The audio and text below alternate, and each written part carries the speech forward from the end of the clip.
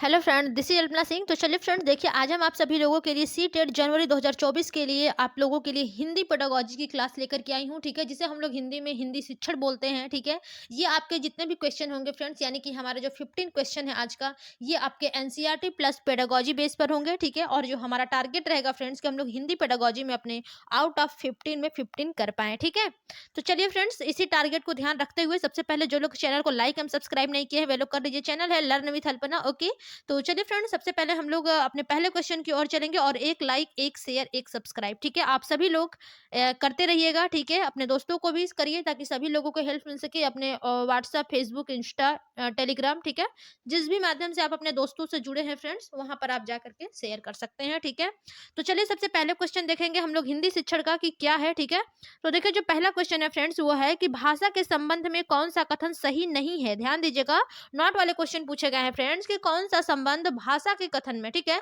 सही नहीं है।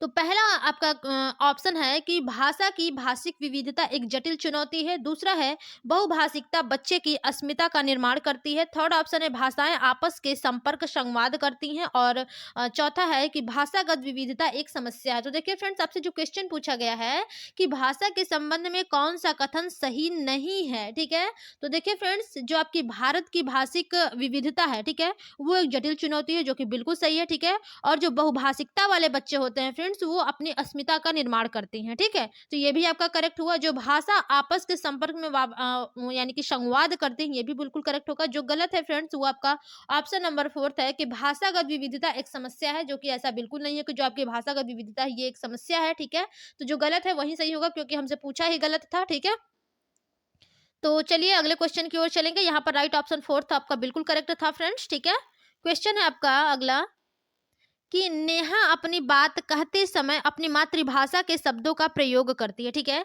यानी कि जो नेहा है फ्रेंड्स वो अपनी बात कहते समय अपनी मातृभाषा के शब्दों का प्रयोग कर रही है। तो आप क्या करेंगे? पहला ऑप्शन है लक्ष्य भाषा के शब्द का प्रयोग करते हुए सहजता से उसके वाक्य को दोहराएंगे। सेकेंड ऑप्शन है उसे डांटेंगे कि वह अपनी भाषा के शब्दों का प्रयोग न करे। तीसरा है उसे बताएंगे कि किसी विचार का शब्द विशेष को क्या कहते हैं। और चौथा है उसे बताएंगे कि ये शब्द गलत है। तो देखिए फ्रेंड, जब यानी कि जब कोई भी, यानी कि यहाँ पर नेहा है, मान लीजिए फॉर एग्जांपल आपके सामने कोई भी है, जब वो अपनी बात कहते समय अपनी मातृभाषा का शब्दों का प्रयोग करेंगे, ठीक है, तो आपका यानी कि आप क्या करेंगे, तो वहां पर फ्रेंड्स आप अपने लक्ष्य भाषा के शब्दों का प्रयोग करते हुए सजगता से उसे उसके वाक्य को दोहराएंगे। ठीक है, आप खुद की लक्ष्य भाषा के शब्द का प्रयोग करेंगे, ठीक है, यहाँ पर, और सहजता से उसके वाक्यों को दोहराएंगे। तो यहाँ पर जो राइट ऑप्शन बनेगा फ्रेंड्स, ऑप्शन नंबर फर्स्ट बिल्कुल करेक्ट होगा। ठीक है, चलिए अगले क्वेश्चन की ओर चलते हैं और देखते हैं। आई होप आप लोगों को क्वेश्चन सारे समझ में आ रहे होंगे फ्रेंड्स। ठीक है,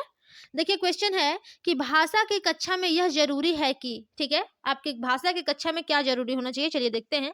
पहला ऑप्शन है फ्रेंड्स भाषा की पाठ्य पुस्तक पर विशेष ध्यान देना चाहिए। बिल्कुल नहीं फ्रेंड्स, देखिए जब आप भाषा की कक्षा में बात कर रहे हो और सबसे जरूरी बात कर रहे हैं, ठीक है, तो यहाँ पर पाठ्य पुस्तकों पर ध्यान नहीं देना है। ठीक है, और दूसरा है कि बच्चे मानक भाषा में ही बात करते हैं। देखिए जब मानक शब्द आता है फ्रेंड्स, तो ये आपका निगेटिव पर्सन होता है। ठीक है, तो ये तो आपका होगा नहीं। और तीसरा ऑप्शन है कि भाषिक पृष्ठभूमि के आधार पर किसी को पीछे न छोड़ा जाए। ठीक है, ये आपका करेक्ट हो सकता है। बट चौथा क्या है कि बच्चों की अधिक से अधिक परीक्षाएं ली जाए, जो कि बिल्कुल ही गलत है। ठीक है, तो देखिए फ्रेंड्स, यहाँ पर जो सबसे करेक्ट ऑप्शन बन रहा है कि भाषा की कक्षा में यह जरूरी है कि, ठीक है, तो यहाँ पर देखिए जो राइट ऑप्शन था फ्रेंड्स, ऑप्शन नंबर आपका थर्ड था कि जो भाषिक पृष्ठभूमि है उसके आधार पर किसी को भी पीछे न छोड़ा जाए, ये भाषा की कक्षा में सबसे मोस्ट इंपॉर्टेंट होता है। ठीक है, तो यहाँ पर जो राइट ऑप्शन बनेगा फ्रेंड्स, ऑप्शन नंबर 4 बिल्कुल सही होगा। ठीक है, क्योंकि देखिए फ्रेंड, जो भाषा का व्यवहारिक उपयोग होता है इसको यानी कि उपयोग करने की जो पूरी छूट होती है वो शिक्षार्थियों को होनी चाहिए। ठीक है, तो इसी प्रकार से जो भाषिक पृष्ठभूमि के आधार पर किसी बच्चे को पीछे नहीं छोड़ना चाहिए, ये आपकी भाषा की कक्षा में सबसे इंपॉर्टेंट होता है। ठीक है, तो यहाँ पर थर्ड ऑप्शन करेक्ट है। चलिए अगले क्वेश्चन की ओर चलते हैं और देखते हैं अगला क्वेश्चन हमारा क्या कहता है। देखिए क्वेश्चन है आपका फ्रेंड्स कि उच्च प्राथमिक स्तर पर भाषा शिक्षण का उद्देश्य है। ठीक है, यानी कि जो उच्च प्राथमिक स्तर पर भाषा शिक्षण का क्या उद्देश्य होना चाहिए या फिर क्या उद्देश्य है।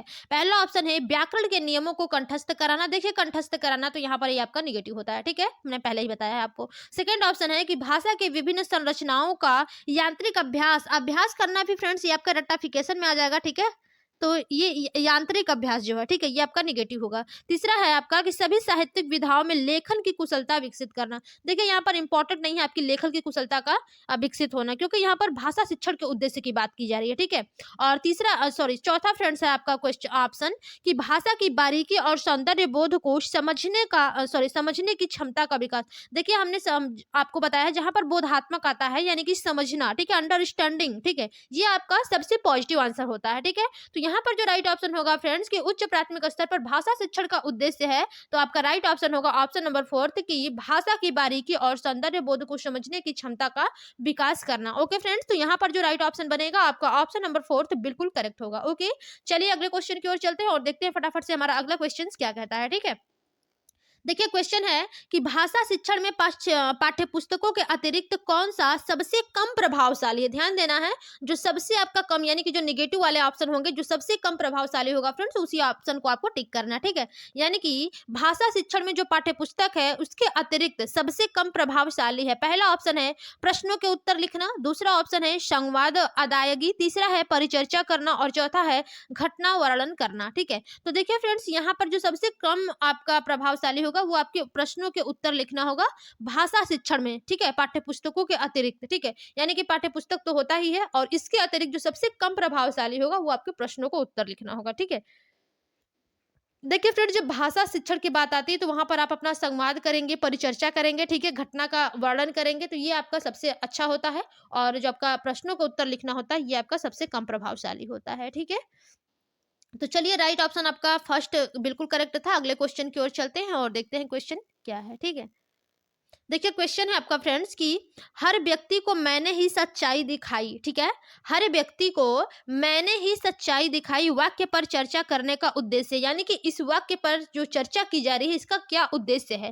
पहला ऑप्शन है कि बच्चों को संज्ञा के प्रयोग का ज्ञान कराना, दूसरा ऑप्शन है बच्चों को सर्वनाम के प्रयोग का ज्ञान कराना, तीसरा है बच्चों को क्रिया के प्रयोग का ज्ञान कराना और चौथा है फ्रेंड्स लास्ट ऑप्शन कि बच्चों को भाषा की नियमबद्ध प्रकृति की पहचान और उसका विश्लेषण करना सिखाना। तो देखिए फ्रेंड, जब बात की जा रही है आपकी क्वेश्चन की कि हर व्यक्ति को मैंने ही सच्चाई दिखाई है, इस वाक्य पर जो चर्चा करने का उद्देश्य है वो आपका राइट ऑप्शन होगा ऑप्शन नंबर 4 कि जो बच्चों को भाषा की नियमबद्ध प्रकृति है उसकी पहचान और उसका विश्लेषण करना सिखाना, ठीक है।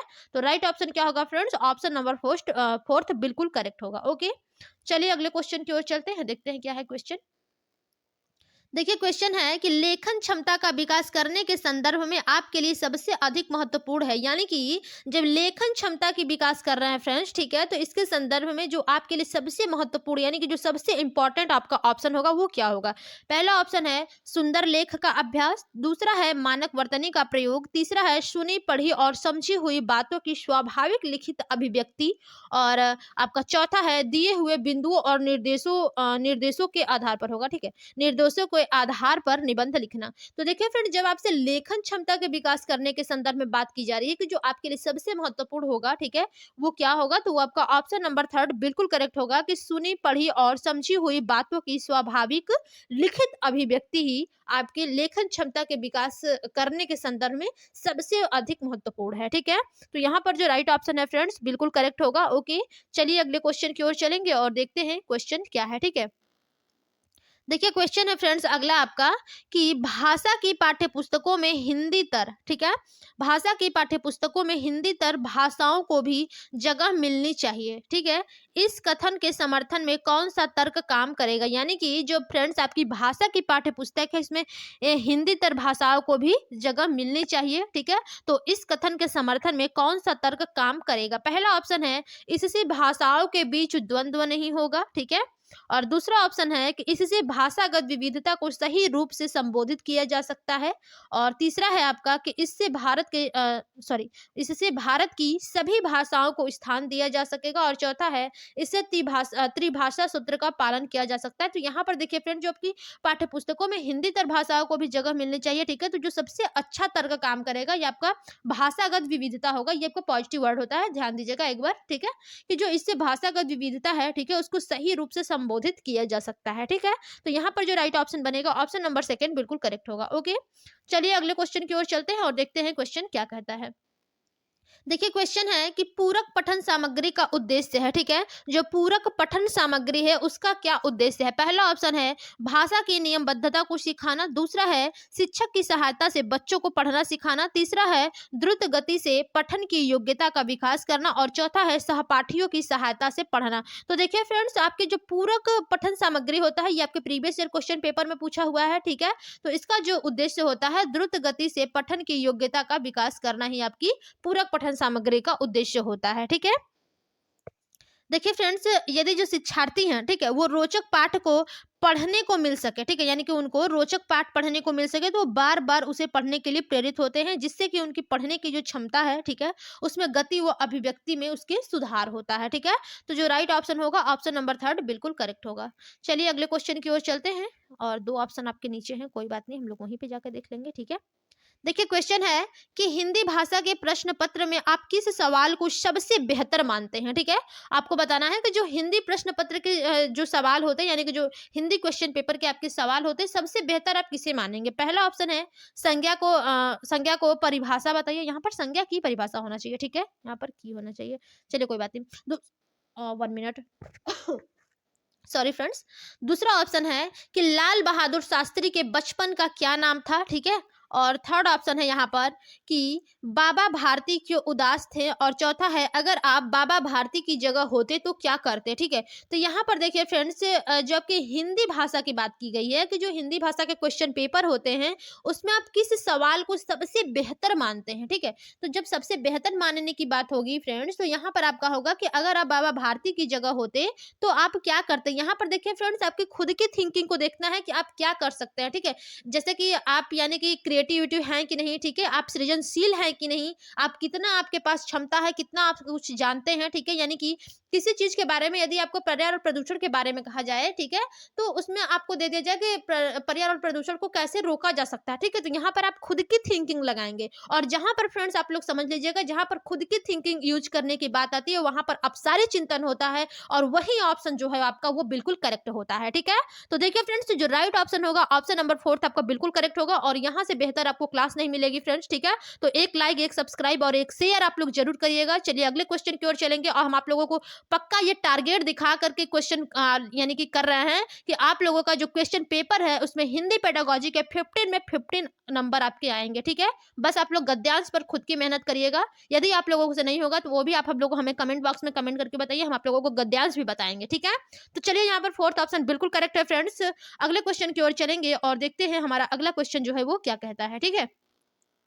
देखिए यहाँ पर अगला क्वेश्चन है आपका कि कविता शिक्षण के संदर्भ में आप किस बिंदु को सर्वाधिक महत्व देंगे। यहाँ पर आपको बताना है कि जो कविता शिक्षण होती है फ्रेंड्स, ठीक है, उसमें आपको जो सबसे इंपॉर्टेंट बिंदु होता है आप किसको महत्व देंगे, ठीक है, यानी कि सर्वाधिक बिंदु को महत्व देते हैं। पहला ऑप्शन है कि कविता का एक निश्चित अर्थ होता है, दूसरा है कविता के एक से अधिक अर्थ हो सकते हैं, थर्ड ऑप्शन है कविता में सामाजिक परिस्थितियों की झलक नहीं होती, और चौथा है कि कविता में राजनीतिक परिस्थितियों की झलक नहीं होती। तो यहाँ पर देखिए फ्रेंड, जब आपसे क्वेश्चन पूछा गया है कि कविता शिक्षण के संदर्भ में आप किस बिंदु को सर्वाधिक महत्व देंगे, तो हम उसे महत्व देंगे फ्रेंड जिसका अर्थ यानी कि जिसका अधिक अर्थ हो, ठीक है। तो यहाँ पर जो राइट ऑप्शन होगा फ्रेंड्स वो होगा कि कविता के एक से अधिक अर्थ हो सकते हैं, ठीक है, इसी बिंदु को हम सर्वाधिक महत्व देंगे। ओके, देखिए फ्रेंड्स, जब आप बात कर रहे हैं कविता शिक्षण के संदर्भ में कि जो कविता है वो एक से अधिक अर्थ में हो सकते हैं, क्योंकि फ्रेंड्स कविता में कवि की सौंदर्यानुभूति, आकांक्षाओं व अपेक्षाओं की अभिव्यक्ति होती है, जिसमें विभिन्न परिस्थितियां निहित होती हैं जिनके अर्थ अलग हो सकते हैं, ठीक है। तो यहाँ पर जो राइट ऑप्शन बनेगा ऑप्शन नंबर सेकेंड बिल्कुल करेक्ट होगा। ओके, चलिए अगले क्वेश्चन की ओर चलते हैं और अगला क्वेश्चन देखते हैं क्या कहता है हमारा, ठीक है। क्वेश्चन है फ्रेंड्स कि कोई भी भाषा पुस्तक तभी सफल मानी जाएगी जब, ठीक है, यानी कि कोई भी भाषा पुस्तक तभी सफल मानी जाएगी जब वह बच्चों में साहित्य की धरोहर और वर्तमान साहित्य के प्रति उत्सुकता बनाए, ठीक है, जो कि बिल्कुल करेक्ट हो सकता है फ्रेंड्स। और भी ऑप्शन हम लोग देखेंगे क्या कहता है। सेकंड है कि वह बच्चों को प्राचीन साहित्य की पूरी जानकारी दे, बिल्कुल नहीं, ठीक है। क्योंकि यहाँ पर पाठ्य पुस्तक को सफल बनाने की बात की जा रही है।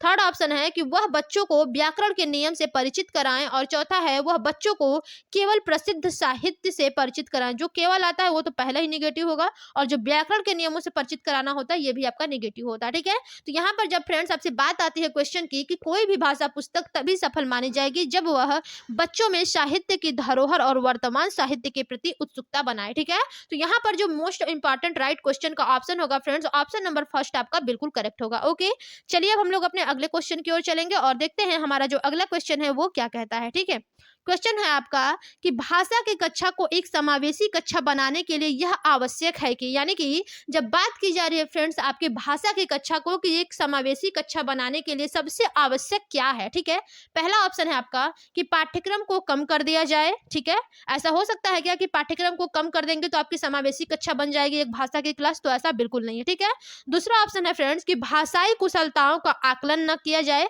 देखिए यहाँ पर जो भाषाई कुशलता है फ्रेंड्स यहाँ पर उसका आकलन किया जाना चाहिए। ठीक है, और तीसरा है आपका कि विभिन्न प्रकार की दृश्य श्रव्य सामग्री का उपयोग किया जाए, जो कि बिल्कुल सही है। जब भाषा की क्लास की आप बात करेंगे फ्रेंड्स, तो जब आपको समावेशी कक्षा बनाने की बात हो रही है, ठीक है, तो वहां पर आपको जो ऑडियो विजुअल होता है, ठीक है, जो आपका मैटर होता है यानी कि श्रव्य दृश्य सामग्री जो भी है उसका उपयोग किया जाना चाहिए। और चौथा है कि पाठ्यपुस्तक के पाठ को कम कर दिया जाए। तो पाठ्यपुस्तक के पाठ को कम कर दिए जाने से फ्रेंड्स आपकी भाषा की कक्षा को एक समावेशी कक्षा नहीं बनाया जा सकता है। ठीक है, तो जो राइट ऑप्शन होगा फ्रेंड्स, यानी कि सबसे आवश्यक है कि विभिन्न प्रकार की श्रव्य दृश्य सामग्री का उपयोग किया जाए। ठीक है, तो जो बिल्कुल करेक्ट ऑप्शन होगा ऑप्शन नंबर थर्ड बिल्कुल राइट होगा। ठीक है, चलिए अगले क्वेश्चन की ओर चलेंगे और देखते हैं अगला क्वेश्चन जो है हमारा क्या कहता है। क्वेश्चन है फ्रेंड्स की अंतःवाक की संकल्पना किससे संबद्ध है। ठीक है, तो देखिए जो अंतःवाक की बात की गई है फ्रेंड्स, चॉम्स्की से, वाइगोत्स्की से, पावलोव से या फिर स्किनर से, तो यहाँ पर जो राइट ऑप्शन होगा फ्रेंड्स वो आपके वाइगोत्स्की से होगा। ठीक है,